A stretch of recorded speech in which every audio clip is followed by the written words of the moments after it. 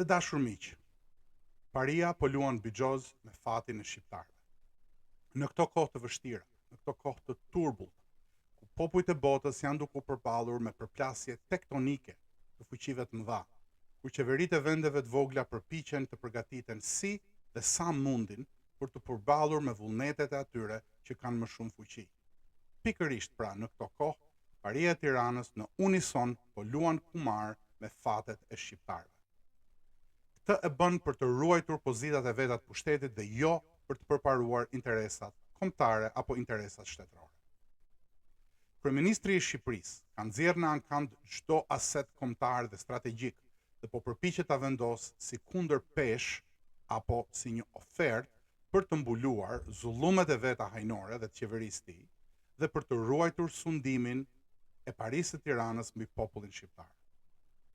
Bashkëpunëtori i tij në krim që ka zaptuar opozitën, jashtëquajturi kryetar i përhershëm i opozitës, po luan rolin e zjarrvëndësit për të turbulluar ujërat, edhe pse ai vetë, pra krye opozitari fallës, është më së ndërgjegjshëm që nuk i ka as njerëzit e mjaftueshëm dhe as forcën për të qeverisur. Pse e bën turbullimin e urave? Pse nxit dhunën krye opozitari? Sepse e di që për të ruajtur paratë e vjedhura të familjes vet, kjo është rruga e vetme që i ka mbetur. Së bashku me pjesëtarin e tretë të triadës kriminale që mbizotron në publikun shqiptar, që mbizotron në mjedisin publik shqiptar, të burgosurin e 303-shit apo Mujo Ulqinakun e Partisë së Lirisë.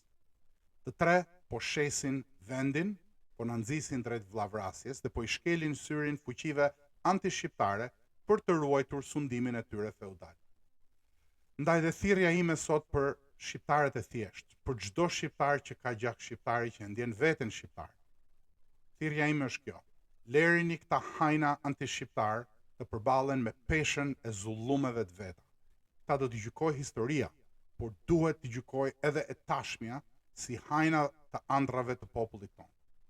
Lerini vetëm dhe mos u bëni vegla qorre të tyre, sepse projekti i tyre është shkatërrim për ne shqiptarët, edhe pse këta e paraqesin duke u përgjëruar mbi flamurin kombëtar, duke folur për sovranitetin e vendit e të tjera e të tjera.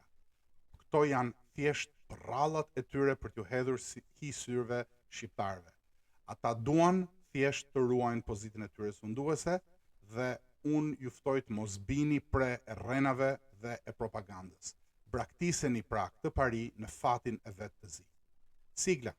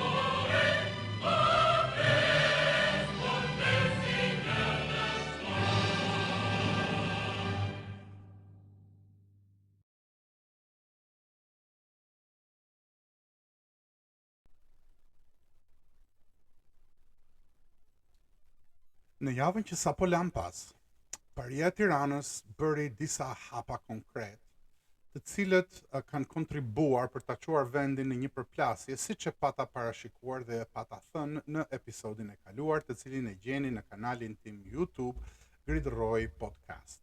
Është episodi i 6, i cili është i titulluar Paria po na çon në përplasje. Po le të flasim me shembuj konkret dhe le të flasim drejt për drejt mbi atë çka ka ndodhur dhe pse bëj unë këtë analizë.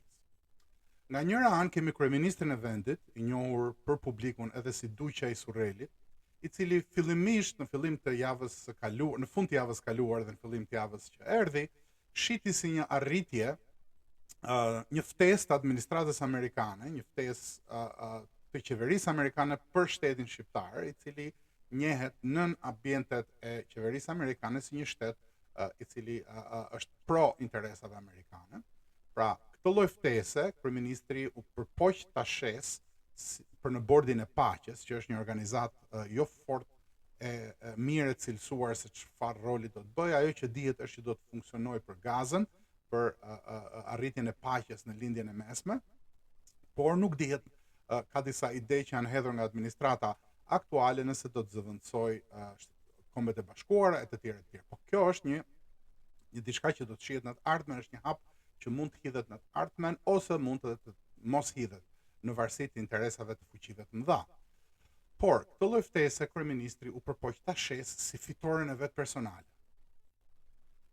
Kjo ishte një gënjeshtër, nuk ishte fitore personale e kryeministrit, ishte një ftesë e cila do të ishte dërguar cilit do ishte qenë kryeministri i vendit në këtë periudhë, dhe për më tepër është një ftesë e pakundërshtueshme dot. Kushdo që ishte kryeministër nuk do të mund ta kundërshtonte dot, sepse ishte një ftesë e aleatit të vetëm që është fuqi e madhe, aleatit të vetëm të shqiptarëve që është fuqi e madhe botërore, dhe marrëdhëniet janë të ndërlidhura dhe të ndërthurura aq fort dhe kanë nënshkruar Paria e Tiranës për këto marrëdhënie diku në fund të viteve 90 dhe në fillim të vitit 2000, pra me anë të këtij nënshkrimi, me anë të kësaj marrëveshje që ka dhënë çfarë do lloj sovraniteti që kishim ne shqiptarët, ishte e pamundur për gjithkënd thonte jo. Pra, kryeministri shiti për fitore një diçka për cilën ishte i shtrënguar ta bënte në çdo rast. Kjo ishte gënjeshtra e parë. Më tej, në javën që kaloi, kryeministri la miqtë e tij të sindikatës ndërkombëtare të krimit në Davos, të cilët ishin mbledhur për të diskutuar si do t'ja bëjnë për t'u kundërvënë agjendës kombëtariste të presidentit Trump. Pra, i la miqtë e tij, të cilët ishte ngrefosur shpesh herë çdo vit, si ai ashtu edhe paraardhësi i tij, që tani bën be për presidentin Trump, po kur kishte ftesë shkonte në Davos që ç'keme aty. Pra, kryeministri e la ftesën atje, pavarësisht se kishte të gjitha interesat për të shkuar atje, dhe u mor me një biznes personal, me shitjen që ai ka bërë interesit kombëtar në favor të çiftit Kushner dhe të një konglomerati ku brenda është Katari, ka dhe shtete të tjera të lindjes mesme. Pra, kemi një lënie të një detyre shtetërore, të një ftese të marrë në kapacitet shtetëror, dhe u bë përcjellës zyrtar i çiftit Kushner. Këtë e bën jo sepse do që të përparojë interesat e vendit, se ka vend në politikë për diplomaci të këtij lloji. Nuk është e padëgjuar më parë. Mirë po, nuk ka asnjë lloj qëllimi, kjo çifti Kushner nuk ka asnjë lloj lidhje me strategjitë e shtetit shqiptar, sepse strategjitë e shtetit shqiptar, ato realet, janë thelbësisht çështje të shkruara në letër që nuk ekzistojnë realisht. Pra, shteti shqiptar është në varësi të vullnetit të plot të atij që e drejton. Pra, praktikisht jemi shtet i drejtuar nga një bandë dhe kryetari i bandës vendos se çfarë do të bëjmë. Në çdo rast, kushdo qoftë kryeministri, kështu janë sjell këta të Paris dhe këtë lloj shteti kanë krijuar, pra shtetin që ju bindet atyre. Pra, në këtë kontekst nuk e ka fare problem kryeministri aktual që të lërë detyrën shtetërore dhe të merret me çiftin Kushner për një investim i cili s'ka asgjë strategjike, i cili është një investim që bëhet në të njëjtën kohë kur kryeministri është duke bërë marrëveshje të fshehtë me Greqinë, është duke negociuar një marrëveshje të fshehtë me Greqinë për ujërat, siç shprehen kanale zyrtare të shtetit grek, dhe në të njëjtën kohë kur mban një ton tallës, kinse të pa interesuar kundrejt atyre që e quajnë veten opozitë, që në fakt opozitë nuk janë, sepse janë thjesht të blerë, të shitur. Favori që ka zoti Rama me ta është që i ka blerë një herë dhe kur blihet politikani, pastaj nuk ka më asnjë lloj vlere. Të gjitha ata janë blerë me tendera, me leje ndërtimi, me leje biznesi, e të gjitha llojet e gjërave të ndryshme që kryeministri bën, Pra toni i tallës në parlament është pikërisht sepse prej tyre ai nuk ka frikë. Ka blerë me favore, tendera, vende pune, përkunetër, baxhanak, leje biznesi dhe leje ndërtimi, duke filluar nga Krriçi i Marshallit të trustit kriminal, të gështenjave dhe të sigurisë së Zenit e poshtë. Të gjithë ata që ju shihni nëpër protesta, kryeministri aktual Duqja i Surrelit i ka blerë. Si pasojë, frika e tij nuk vjen prej tyre e di që nuk i vjen e keq, ata punojnë bashkë. Frika e tij është nga ndikimi që ka nga jashtë vendit, SPAK. Pra, ka një pjesë të SPAK-ut, cilën kryeministri dhe Paria e Tiranës nuk e kontrollojnë, dhe kësaj ja kanë frikën, kësaj druhen dhe kësaj janë kundër vënë prej vitesh tani më dhe tani më haptas. Betejë e Duqes së Surrelit, një politikan jashtëzakonisht shumë dinak dhe finok, i cili ka përdorur të gjitha mjetet që ka në përdorim për të shpëtuar sundimin e vet mbi shtetin shqiptar, sepse aq mendon se meritojnë shqiptarët, mendon se shumë e kanë bile sundimin e tij, një piktor i famshëm, një njerëz që njeh kulturën, ç'duan më tepër shqiptarët se sa ai. Ai duhet të ishte mbreti i shqiptarëve, fatkeqësisht nuk e ka atë mundësi sepse partia vet nuk do t'ja lejonte, por gjithsesi tani që e kontrollon partinë me dorë të hegur, ai është praktikisht mbret edhe i saj. Pra, kryeministri i cili ka frikë SPAK-un, është duke bërë një fushat delegitimuese ndaj SPAK-ut në bashkëpunim të ngushtë me të gjitha kanalet e ashtu quajturës opozit. Në njërin krah kemi Duqen e Surrelit, i cili thotë që duhet të krijojmë më shumë garanci për njerëzit, dhe me njerëzit e tij nëpër media ju halmatis mendjen njerëzve duke thënë që fajin e ka SPAK-u që nuk i mban deputetët, që nuk ju jep të drejtat deputetëve. Kjo ka qenë e keqe shqiptarëve. Dhe në krahun tjetër kemi ata që akuzojnë Duqen e Surrelit për vjedhje, që i thonë nuk i ka dhënë nuk e ke lejuar parlamentin që t'i jap SPAK-ut të drejtën për të arrestuar ministrin Balluku e të tjera, të cilat kur vjen puna tek paraqitja e SPAK-ut kundrejt tyre, pra tek rastet që janë kundrejt tyre, SPAK-un e quajnë skap dhe menjëherë kalojnë në krahun e kryeministrit, pa ju bërë syri tërt. Dhe kjo pra është realiteti i asaj që bëri kryeministri këtë herë. Pra bashkëpunimi me opozitën e kapur dhe me Ilir Metën, i cili po vuan burgun, ashtu siç e paralajmëroi në një intervistë me Avuj Alkoli para disa viteve, paralajmëroi që unë e bëj burgun për ju, dhe është duke e bërë burgun për të, por jo pasivisht, pavarësisht se nuk i lejohet të bëjë shumë çka që mendonte se mund të bënte, se kishte kontroll, sepse nuk e ka më kontrollin Paria ndaj sistemit të drejtësisë siç e ka pasur, por mjaftueshëm ka kontroll që të dalin mesazhet e Ilir Metës dhe të avokatit të tij Qesharak, por që nuk ka asnjë lloj lidhje, sepse daljet e Ilir Metës bëhen me anë të zëvendësve të vet në parlament. Pra, për t'ju rikthyer çështjes se si ka vepruar këtë javë kryeministri i vendit ton, i cili është i gatshëm të shes Sazanin, Zvërnecin, çiftit Kushner dhe aleatëve të tyre në lindjen e mesme, vetëm për të siguruar sigurinë e tij në këmbim të ruajtjes së pasurisë së tij hajnore dhe të qeverisë së tij. Ndërkohë që është duke negociuar për marrëveshjen për detin. Kur marrëveshjen për detin e firmosi papi Teklifi, marshalli i trustit kriminal të gështenjave dhe të sigurisë së Zenit, mediat ju turrën. Këtë herë ka qetësi. Askush nuk flet, 2-3 zëra të vetmuar diku aty.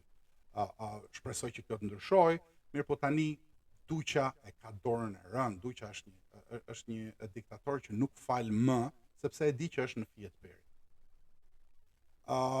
Ironikisht, kjo lloj sjellje e Duqjes i ngjason asaj të cilën e denoncoi për vite me radhë në historinë e shkruar Partia e Punës, pra paraardhësia e partisë Duqes, për mbretin Zog, e cila i quante mbretin Zog tradhtar, pikërisht për veprime të këtij lloji, veprime të cilat ishin pragmatike dhe të cilat ruanin pushtetin dhe jo shtetin apo interesin kombëtar. Nuk shoh asnjë dallim midis veprimeve të Duqes sot dhe veprimeve të atëhershme që i denonconte Partia e Punës, në një moment kur na rrezikohet edhe ekzistenca e kombit, kur na rrezikohet shumë çka në kushtet e një lufte të tretë botërore, e cila nuk është shpallur haptas në rajonin ton, po e cila vazhdon me plotësisht pa asnjë lloj dyshimi.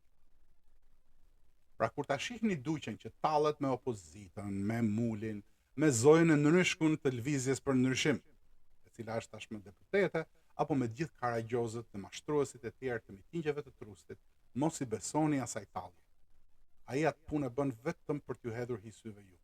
Ai është duke shitur atë dheun, pra Duqja e Surrelit po shet atë dheun për me nderën e vet të fryrë, me vera të shtrenjta, a ishin origjinale apo vetëm etiketa të riprodhuara në Kinë, kjo është tjetër çështje, sepse këta verën e njohin nga çmimi dhe jo nga shija, por nuk po na intereson këtu kjo çështje tani, a e një apo jo verën realisht kryeministri.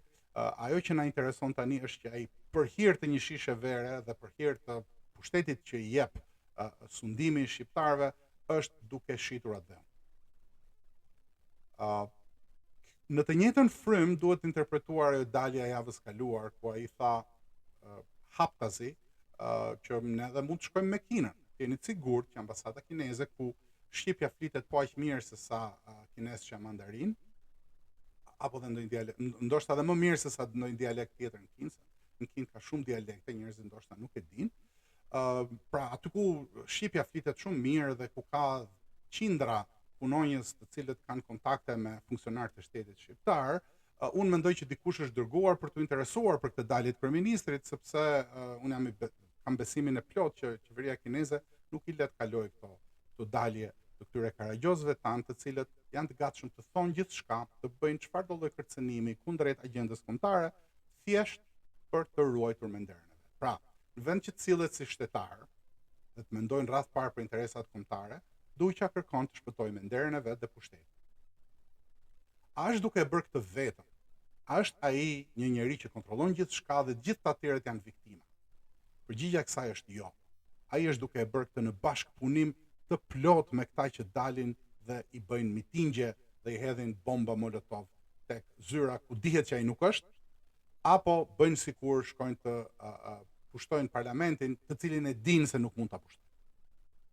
Le të flasim tani për agjendën e marshallit të Trustit, Gështenjave dhe Sigurisë Zenit, i cili gjatë kësaj jave me veprimet e veta, me mitingun e madh, protestën e madhe, me molotovet e me të gjitha këto gjëra të cilat i njeh shumë mirë, risolli në vëmendjen e ndërkombëtarëve se endet mundet me kriju dhunë.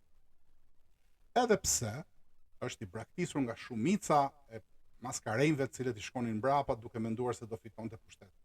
Shumë prej tyre janë tani më të ndërgjegjshëm që nuk mund të rikthehen më të vjedhin me të katërta duart, pra mbështetja e tyre është në rastin më të mirë e lehtë ose e jashtme, nuk futen më, nuk vënë më kokën në rrezik.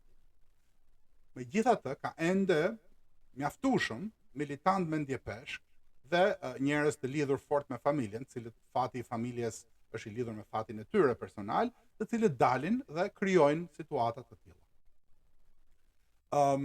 Duhet thënë që as marshalli i Trustit dhe as Duqja nuk i kanë seriozisht ato që thonë, kur shajnë njëri tjetrin nuk e kanë seriozisht, sepse po ta kishte seriozisht për shembull marshalli i Trustit do të refuzonte tenderat që merr familja e tij, duke filluar nga Krriçi deri te Dhëndri. Mirë po, nuk refuzohen këto. Po ta kishte seriozisht, nuk do të mbante pranë njerëz të cilët bashkëpunojnë ngushtë. Pra, nëse keni parë disa pamje tek Partia Demokratike kur ishin disa deputet që çirreshin dhe bërtisnin. Njëri prej tyre është budalla. Është krejtësisht budalla. Është budalla, budallait nuk i quhet poshtërsia sepse deri në një farë pikë ai nuk e kupton se çfarë është duke bërë, mendon se duke qenë i përsekutuar ka të drejtën e Zotit që të jetë aty, ndërkohë që nuk bën asgjë me mend në veprimet e veta politike. Po ishin ca të tjerë, të cilët kanë marrë dhe vazhdojnë të marrin tendera.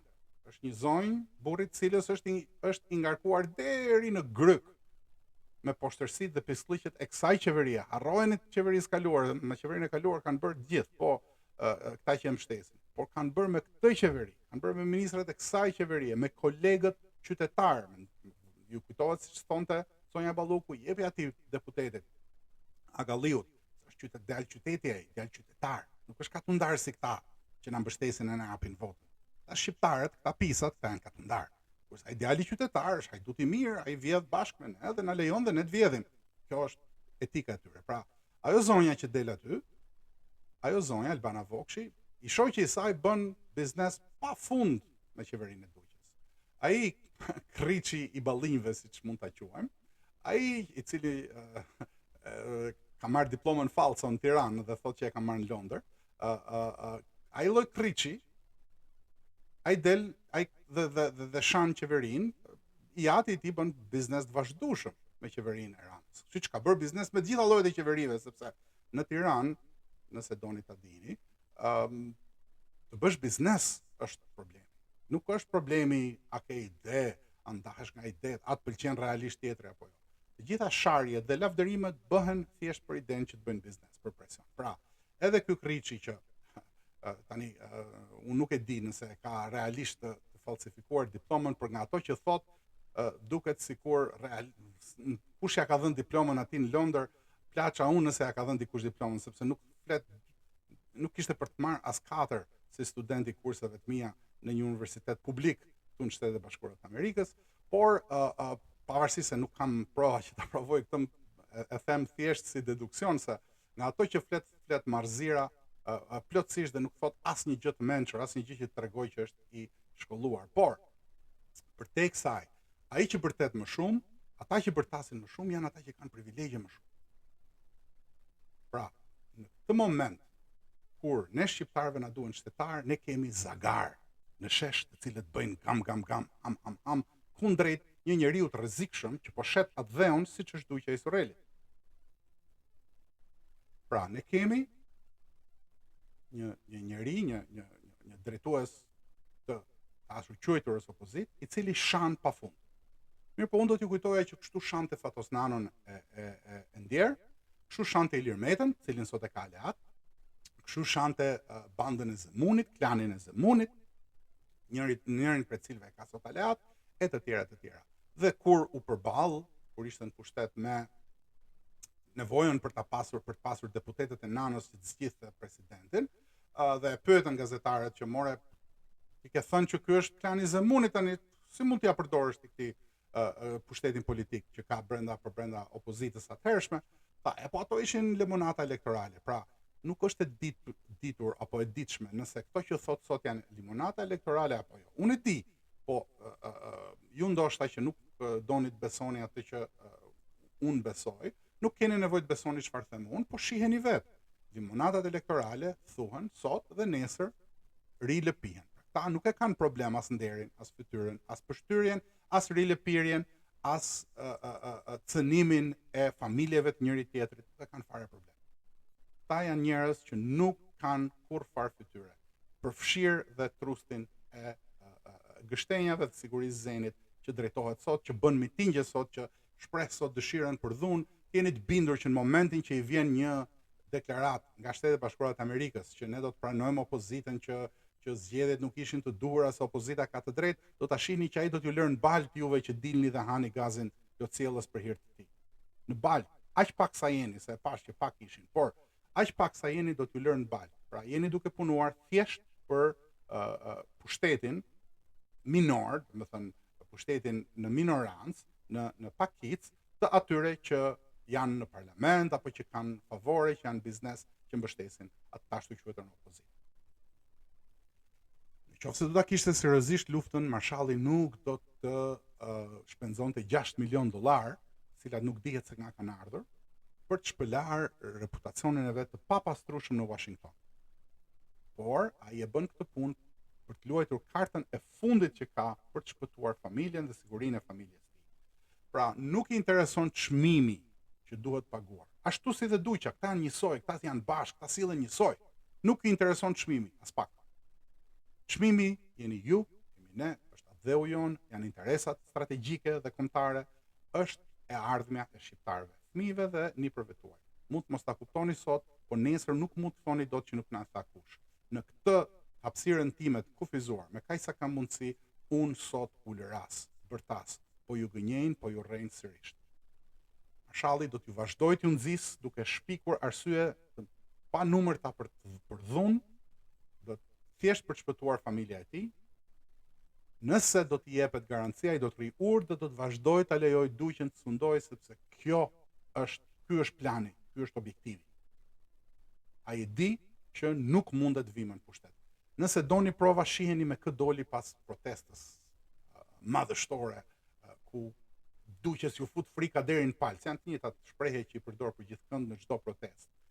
Doli me ca njerëz qesharak, me mulin e UDB-s dhe me atë ish deputetin që 3 muaj e shan dhe 3 muaj e lavdëron, Sander Bibere, i cili i shkreti me zi po pret bëhet një herë deputet, dhe di që s'ka për të bërë kurrë, po kush e di pse ka dalë aty për të përfaqësuar interesat e kujt apo për të dhënë në një mesazh kujt. Pra qesharakëria e njerëzve të cilët ka në krah marshalli i trustit të gështenjave dhe sigurisë së Zenit, duhet t'ju tregoj që ai nuk e ka seriozisht dhe e di që nuk ka për të ardhur në pushtet. Në fund janë daljet e Ilir Metës.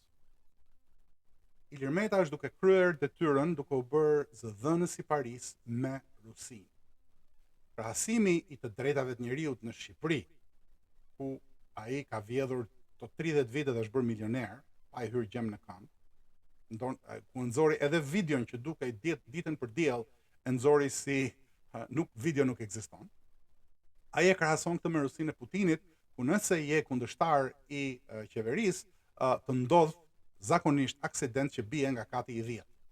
Gjithë ata që janë kundërshtar kanë problem me ekuilibrin në Rusi, bien nga katet e 10 zakonisht. Dhe ndërtesat larta në Rusi ka shumë, e sidomos në Moskë, në rrethin e 2 të 3 të Moskës ekzistohen shumë, edhe në për ato daçat gjenden njerëz që ose mbyten vet, ose ju ndodhin aksidente, janë gjëra që ka shumë e çuditshme kjo punë, që po dole kundërshtari i regjimit të Putinit, zakonisht gjendet një mënyrë që të bësh aksident. Këtë Ilir Meta e krahason me të drejtën që i është mohuar atij. Pra ai duhet kishte drejt vithte. Ky është argumenti i tij, dhe krahasimi i tij me Rusinë nuk duhet parë kaq thjesht për të mbrojtur vetveten, por duhen gjurmuar parat e Ilir Metës. Po u gjurmuan parat, ndoshta dalin dhe ca fakte interesante që shpjegojnë të afërsinë e tij me Kremlinin. Mirë po zakonisht të gjëra fatkeqësisht nuk dalin për publikun e gjerë, të gjëra mbeten në kuadrin e të dhënave që kanë shërbimet dhe rrallë ose shumë rrallë, ose ndoshta dhe asnjëherë nuk dalin në publik, ndoshta mund të dalin mbas 50-60 viteve, nëse do të kemi atëherë një shtet normal në Shqipëri, i cili do ta shohë të kaluarën simsim për të mos u përsëritur. Pra, le të dalim në përfundimin e këtij shpjegimit sot. Sepse shumë kush nga kjo mund të paragjykojë dhe thotë, po ti qenë ke për Edi Ramën, se ti thua s'duhet protestojmë, ti thua opozita është njësoj e të tjera. Zonja dhe zotëri, vëllezër dhe motra, shqiptar dhe shqiptare, absolutisht që sot duhet protestuar dhe duhet rrëzuar Edi Rama. Absolutisht pa më të voglin dyshim. Është e domosdoshme protesta dhe revolta ndaj tij, por jo në krah të mulve, ballinjve dhe të maskarejve, luçve dhe maskarejve dhe plehrave që kanë vjedhur gjithë kësaj kohe, që janë në bashkëpunim me duqjen e Surrelit, të cilët nuk kanë as nder, nuk kanë as besë, nuk kanë as fjalë, por të cilët duan thjesht pak pushtet më shumë për veten e tyre. Nuk është kjo mënyra. Nëse doni të protestoni kundër duqjes Surrelit. Mos i digjni institucionet, shkatrojini pushtetin atij, hiqeni nga pushteti, shkatroni sistemin ku ai mbështetet. Mbështesni drejtësinë, mbështesni ligjin, kërkoni që parlamenti të kalojë një ligj sa më shpejt që pasuritë e të gjithë atyre që kanë vjedhur mbi 100.000 euro në shtetin shqiptar të konfiskohen automatikisht, t'ju merren pasuritë dhe të kenë vetëm një mundësi për falje të pasurive të tyre personale, nëse dalin dhe tregojnë kush janë lidhjet, kush i ka shtyrë, çfarë kanë bërë, për kë punojnë. Kjo është mënyra për të rregulluar Shqipërinë. Kjo është mënyra për të ndërtuar një shtet normal. Këtë e din edhe ata mjeshtrat, ka ca mjeshtra që nuk dalin në televizoreve, ka ca mjeshtra që nuk ju dëgjohen zërat, ka ca mjeshtra që dërgojnë mesazhe dhe emaile dhe gjëra të ndryshme me emra nga më të çuditshmit dhe nga më interesantët, më të stisurit. Ata e dinë se ata kanë punuar në atë shtetin e vjetër që shumë të këqija kishte. Ishte një shtet diktatorial, ishte një shtet që e shtypte vullnetin e lirë të shqiptarëve. por ama ishte shtet. Dhe kishte njohurinë se si funksionon shteti, si duhet funksionojnë instrumentat, si duhet funksionojnë mekanizmat. Ata e din, po tani më nuk kanë më as ideal, tani më i kanë dhënë idealin e tyre paras, janë në krye të gjërave me anë të Karagjozve ose me anë të këtij Palaços që kemi kryeministër, që përpiqet të shpëtojë veten me çdo kusht dhe kanë pirë barin e miut. Dhe bari i miut nuk i ka vdekur, se janë zëvendësuar edhe ata që i ka marrë Zoti, janë zëvendësuar, janë me nipër e me mbesa tani më, të cilët kanë zënë vende dhe çdo gjë është si më parë për ta. Ata kanë zënë vendet që kanë pasur në hierarkinë shtetërore, por ajo që ka ndryshuar është që fati i shqiptarëve tani më është në rrezik. Pra ju ftoj që ne duhet të protestojmë jo në krah të këtyre zagarve, po kundër këtyre. Jo për t'i dalë ballë marshallit të trustit kriminal të shtrenjave dhe për të shpëtuar të birin dhe të bijën e tij, por për të shpëtuar shqiptarët nga një ardhme e cila nuk duket të jetë fort e qartë apo fort e mirë, sepse pa ndërgjegjësimin tuaj, pa e kuptuar ju që duhet ta merrni në dorë ju vetë, askush tjetër nuk do të vitë të shpëtojë. Ju duhet ta merrni në dorë. Nëse nuk e merrni ju, atëherë Zoti i shpëtoft shqiptarët, sepse nuk dihet se si do të përcillen interesat e shteteve të ndryshme dhe armiqve të shqiptarët, të cilët sot janë jashtëzakonisht shumë të vëmendshëm ndaj asaj që po ndodh dhe kanë një ndikim të jashtëzakonshëm brenda shtetit shqiptar. Pra të dashur miq, ky ishte shpjegimi i ditës së sotme për javën që kaloi.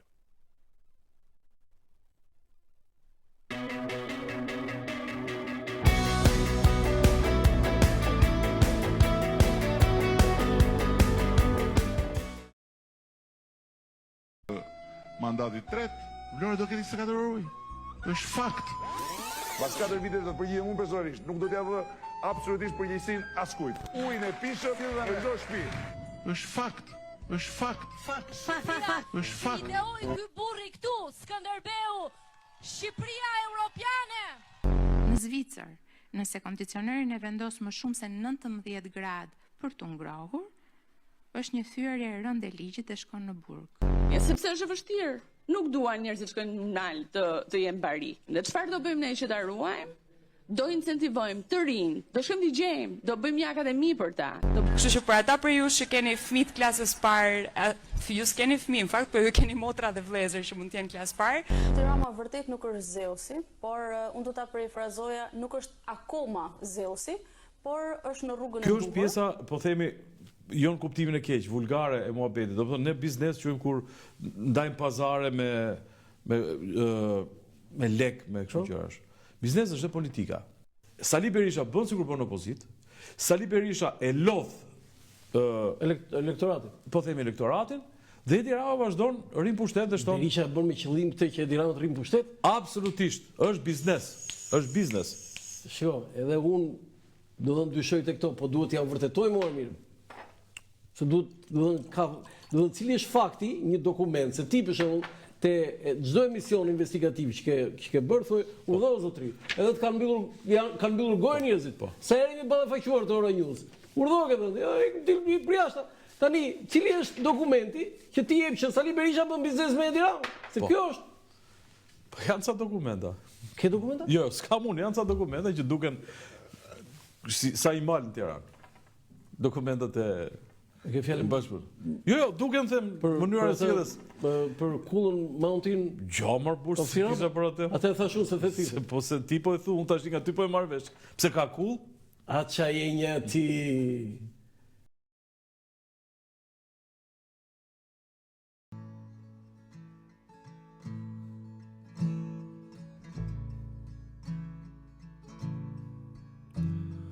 I cannot say but I know you will. But you can't lie to me with all these books that you sell. I'm not trying to follow you to the end of the world. I'm just trying to leave something behind.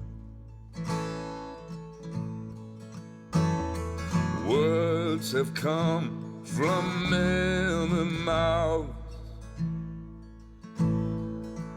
Oh, but I can't help thinking that I've heard the wrong crowd. When all the water is gone, my job will be too. And I'm just trying to leave something behind. Oh, money is free, but love costs more than our bread. Një dëgjues i rregullt i këtij podcasti më pyeste nëse mund të shpjegoja se çdo të thot sindikata ndërkombëtare e krimit dhe si munden njerëzit ta përkthejnë. Kur unë dhe miqtë e mi i referohemi sindikatës ndërkombëtare të krimit, kemi parasysh një konglomerat ndërkombëtar interesash, të cilat nuk ndalen përpara veprimtarisë kriminale, e cila përfshin rrjete ndërkombëtare, rrjete transnacionale që quhen në gjuhën e marrëdhënieve ndërkombëtare, të cilat kanë brenda tyre edhe pushtetar në shumë vende të botës, të cilat kanë brenda tyre edhe pjesë të shërbimeve të shumë vende të botës, të cilat kanë brenda tyre agjenda të qarta, të cilat janë shkombëtarizuese, të heqjes së rregullave që do të kërkonte një shtet komb normal, të heqjes së asaj ose të zbehjes të asaj që është ndikimi moral i forcës kombëtare, i kombit tek njerëzit, tek pritshmëritë e njerëzve, dhe krijimi një hapësire botërore ku gjithçka të matet me anë të paras, gjithçka të matet me anë të përfitimit.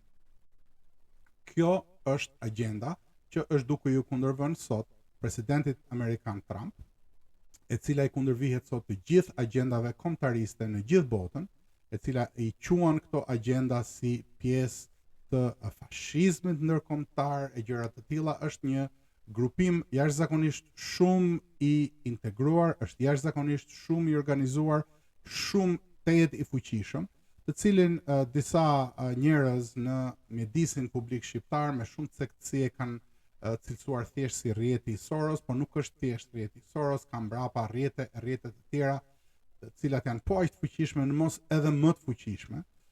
Fatkeqësisht Shqipëria sot është një vend ku pastrohen parat të gjithë botës. Shqipëria është sot një vend Bregdetit, cilës nuk dihet se kujt i përket realisht, ka njerëz me kompani të treta dhe të katërta që do të habiteshin njerëzit nëse ju del pronari real. Shqipëria është sot një vend ku në Tiranë luhet një lojë spionazhi ndërkombëtar e pamëshirshme dhe e cila nuk mund të imagjinohet dot. Dhjetra shërbime kanë qindra e mira njerëz në shërbim të tyre.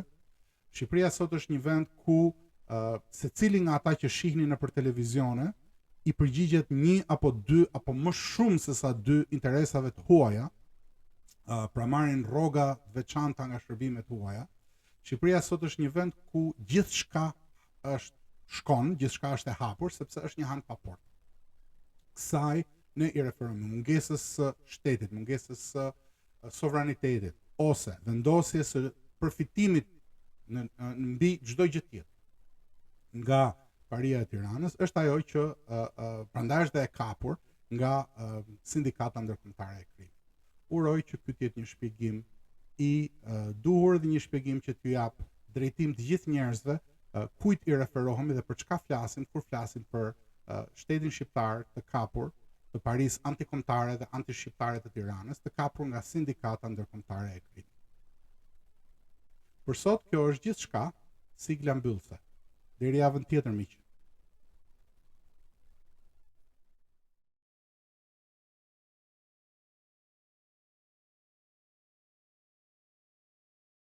Unë besoj se jam shqiptar etnik, me farë, me trashëgimni e me vetdije, sepse nuk mundem me kënd tjetër përpara vetvetes time.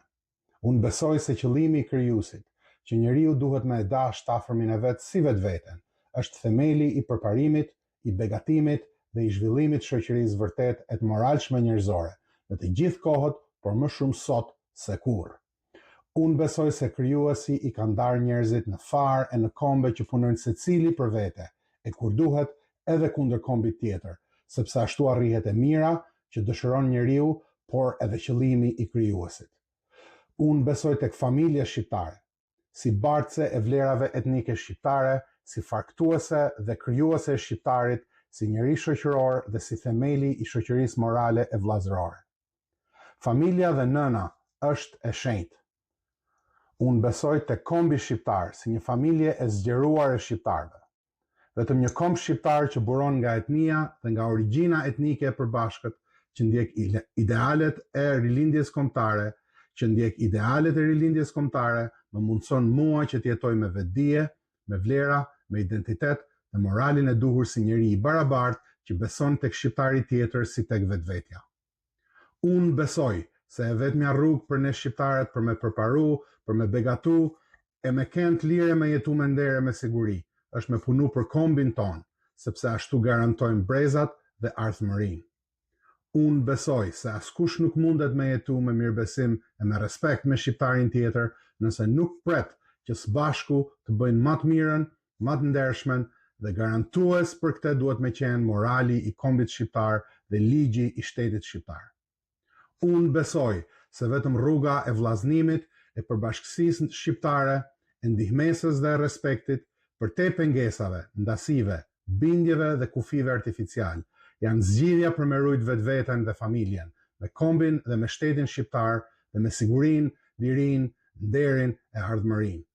Unë besoj se çdo shqiptar ka drejt në lirisë, të nderit, të sigurisë jetës, të shëndetit e të edukimit, të punës e të përparimit, si më i barabarti midis barabartëve në shtet kombin e shqiptarëve. Unë besoj se toka që na kanë lënë të parët është e shenjtë dhe e patjetërsueshme, se Zot mbi pasuritë e natyrës është kombi dhe me të gjithë secili prej nesh, dhe pasuria e shtet kombit ju takon të gjithë shqiptarëve. Unë besoj se jeta e gjithë secilit shqiptar do të bëhet siç e meritojmë vetëm kur ne të kemi një shtet komb që punon për shqiptarët, me shqiptarët që janë besnik atij shtet kombi dhe që mbron interesat e shqiptarëve kudo që janë dhe me mirëkuptimin e dëshirueshëm për pakicat që jetojnë në shtet kombin tonë. Unë besoj se bota është ndërtuar me shtet kombe dhe se vetëm shtet kombet i mbrojnë popujt nga skllavëria që të imponon interesi material pa identitet, shërbimi individual pa kushte ndaj të huajve, shfrytëzimi i jetës pa vlerë, shtazërimi mendor dhe ideologjitë dhe bindjet që tjetërsojnë shpirtin e vërtet të shqiptarit. Unë besoj se ata që punojnë kundër shqiptarëve e kundër shtet kombit të tyre edhe me kënd gjak i gjakut tim janë armiq për vdekje të shqiptarëve dhe duhet marrin shpërblimin që meritojnë.